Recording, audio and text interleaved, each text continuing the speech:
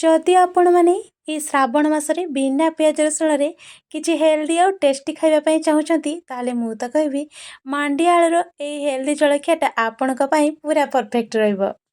आउ सकाळर व्यस्तता भितर आउ अल्प समय मध्य यही हेल्दी जलखियाटा पूरा रेडी हो।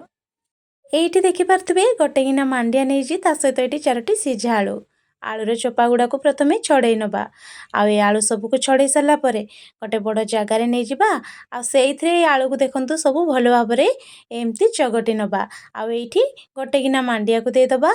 आईठी देखु बिना पियाज रसुण जेहेतु बनैबा अल्प अदा छेचा कटा कंचा लंका किछि कटा धनिया पत्र ता सहित ये देखु अल्प गोटा जीरा हाफ चामच लुण हाफ चामच जीरा गुंड हाफ चामच लंका गुंड आउ हाफ चामच ये मुझे चाट मसला ये सबको दे हाथ में भल भाव मिसई नवा। आ मांडिया तो आमर ये सुखिला अच्छी तो ये आम गोटे गिना फ्रेश दही ऐड करवा तो ये सबको दे हाथ में भल भाव डोटा को प्रस्तुत करनवा। तो अटा चकटिला भली आको आम भल भाव चकटी नवा।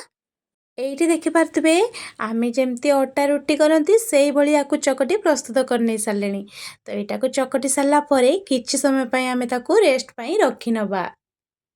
ये जलखियाटा खायापी से मजा लगे जिते ता सहित मिल गोटे राग राग ग्रीन चटनी से भी बिना पियाज रसुण वाला आसन करी तावा बसई नवा एथिरे गोटे चामच गुआ घी आठी अदा कटा ता सहित कंचा लंका आउ अल्प बादाम ये सबको भल भाव भाजी सारापर ये मु पहाड़ी धनिया पत्र ऐड करनी आ धनिया पत्र को दे भल भाव सबको भाजी नवा।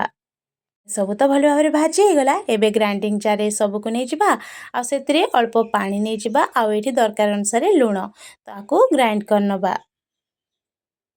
तो एबे देखिपारे चटनी तो आमर पूरा प्रस्तुत हो जाइए। एइठी जो आमे प्रस्तुत कर रखी मांडिया आलूर ये डोटा को से आमे अल्प अल्प नहीं एमती टिक्की भली सब प्रस्तुत करनवा। ए सेप्रे देखो मु सबको प्रस्तुत करनौची।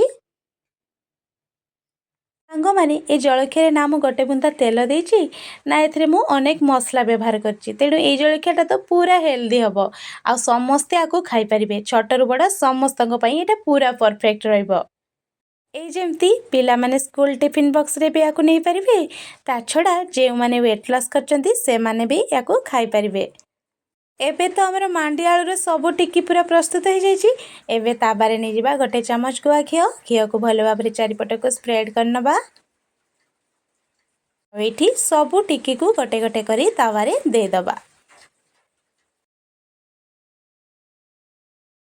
हल्का आंचरे टिक्की सबको भाजी नवा तो आंच अधिका करबानी एमती अल्प अल्प आंचरे आको आमे अल्टे अल्टे भाजी नवा।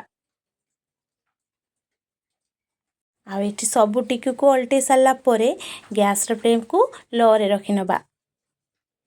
ये देखिपारे सांग माने ए सबू भाजी आमर प्रस्तुत हो गला। माने ये जलखियाटा ऊपर कुड़कुड़िया थिला भीतर बहुत नरम थिला आउ ए गरमा गरम हेल्दी और टेस्टी मांडिया आलू टिक्की सहित राग राग ग्रीन चटनी लगे खाइले पूरा मजा आसजिवो।